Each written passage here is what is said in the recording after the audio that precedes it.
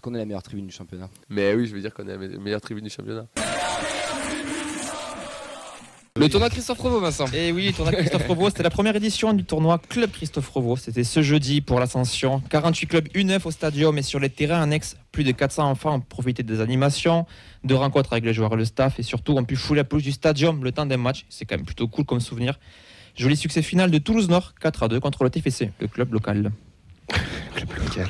Mathis Niflor, c'est la bonne nouvelle. Il est convoqué pour l'Euro U17 prévu du 20 mai au 5 juin à Chypre. Deuxième tournoi majeur pour lui dans cette catégorie après l'épopée jusqu'en finale de la Coupe du Monde l'an dernier. En groupe, ils joueront l'Angleterre, l'Espagne et le Portugal. Sacré groupe pour nos Français qui disputeront du coup l'Euro U17. Est-ce qu'on sait si c'est diffusé? Des fois l'équipe le diffuse, je sais pas. C'est l'équipe qui diffuse. Ouais, l'équipe. Donc, ils ont toujours les droits, que ce soit sur leur chaîne annexe, leur canal additionnel sur internet ou sur leur chaîne télé. À suivre sur l'équipe. Ils ont toujours. Vous n'avez pas acheté les droits? Pas encore. Pas encore, on n'est pas. Ça manque de subs. Voilà. À 10 subs, on achète les droits de la compétition. En parlant d'Euro, là c'est l'Euro 17 féminin. On a mis Miti Bironien, l'attaquant du TFC des U19, qui a participé au large succès 8-0 contre la Norvège. Elle a inscrit un doublé avec les Bleuettes. Les Français sont qualifiés pour les demi-finales. Elles termineront la phase de groupe contre les Anglaises. C'est ce samedi à 15h30, justement, sur la chaîne d'équipe, sur les chaînes additionnelles sur Internet. On enchaîne avec l'ancien pitchoun, messieurs Daniel Congré, qui a pris sa retraite, 39 ans, formé au TEF. Il a débuté en pro lors de la saison 2004-2025, puis disputé 227 matchs sur les couleurs du TFC, dont il a porté le brassard en 2011-2012. Aujourd'hui, il est à Dijon, il a disputé plus de 600 matchs professionnels et aura connu les plus belles années sous l'ère Sadran. On l'avait reçu dans l'émission pendant le Covid. Très très chouette garçon. Qu'est-ce que vous retenez de Daniel Congré? Qu'est-ce que tu retiens, toi, Rémi, de Daniel? Une très belle carrière pour un joueur de Ligue 1, pour le coup, très sérieuse carrière, avec de l'attachement au club. Je le mets au pluriel parce que pour le coup, un vrai joueur de club, pour le coup. Il est resté quand même longtemps à Toulouse, à Montpellier et même à Dijon. C'est quoi, 3 ans, 4 ans il a fait. Je sais pas si donc c'est non. Si, oui, je crois. C'est dans la Ligue 1, donc ça remonte. Hein. C'est ouais, peut-être, voilà. Mais non, c'est un joueur qu'en plus on a apprécié voir. Alors, c'était pas un crack, mais par contre c'était un joueur de devoir. Très apprécié. Ouais, très apprécié, je pense, au club. Un vrai bon joueur de Ligue 1, tout simplement. Oui. À une époque, Paris aurait pu l'avoir. Ah bon? Tu sais, avant le Qatar, non? Vous savez, Camaradiani, c'est vraiment fou. Potillon. Ça valait plus que Potillon. Ah, ça clash. En fait, c'est une vanne de Camille, celle-là. Non, mais on a eu quelques défenseurs bien claqués. Oui, tu vois. Petit Pichot. Fred, Serge Aurier aussi. Oui, là, c'est chez nous. Ouais, mais Serge Aurier était Qatari. Fred, Congré? Bien. Ok, merci Fred. J'ai mis le maillot exprès. C'est le maillot de Daniel? Ouais. Non, mais bon, mais... Même ça se voit que c'était à l'époque parce que ça te sonne un peu quand même. Daniel, il nage dedans, là, dans ce maillot. Il y a la Bude qui est passée par là. C'était la période où... La période où Ernest disparaît parce qu'au Lavache, c'est le seul truc qui se dégage. Les belles années du TEF, quand même. C'est vrai. Quand il est apparu... Ouais.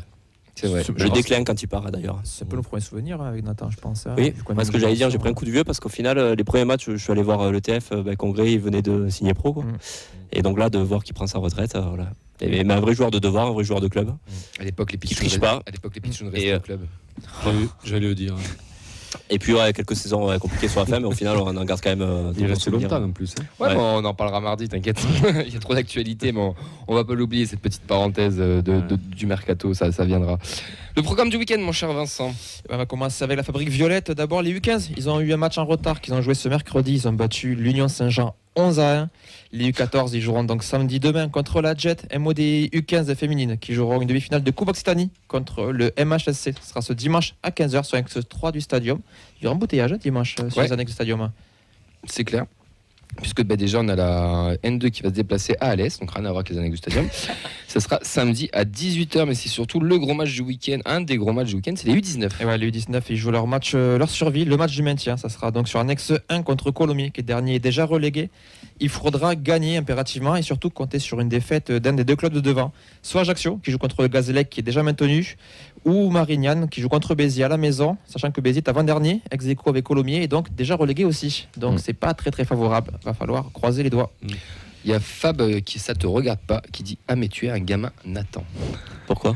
par rapport au premier match de congrès, Oui. je pense. Ah, T'es jeune. Bah, j'ai une tête- ah non, non, mais pardon, non, je crois que j'avais dit une connerie. Ouais. Non, Là, t'es c'est plus dans le jeune, sens des hein. jeunes, c'est pas gamin. Ah ouais, d'accord, ouais. J'ai une tête de daron ou quoi Tu crées la seule supporter à partir Ouais, de tu là. commences un peu quand même. Ah, c'est la barbe, c'est le bout. Il est daté. U17, dernier match de la saison aussi contre les Girondins ce samedi à 15h sur l'Axe 1 Stadium. Les deux équipes n'ont plus rien à jouer. La 6e place pour le TFC, la 3e pour Bordeaux. Mais défoncer Bordeaux, ça fait toujours plaisir. Oui, c'est une saison réussie ça. Là, on va passer aux filles. Oui. Avec le gros match du week-end, bien sûr. La Détroit qui reçoit à 15h sur l'annexe Bristaton, Mérignac-Arlac, équipe mal classée qui joue encore pour sa survie. Et les Toulousains devront impérativement gagner pour être sûr et certain de toujours rester en tête dans cette fin de saison. Allez les encourager, surtout que le match, ça sera qu'à 21h au Parc des Princes, donc sûrement au Danu pour ceux qui sont pas au parc.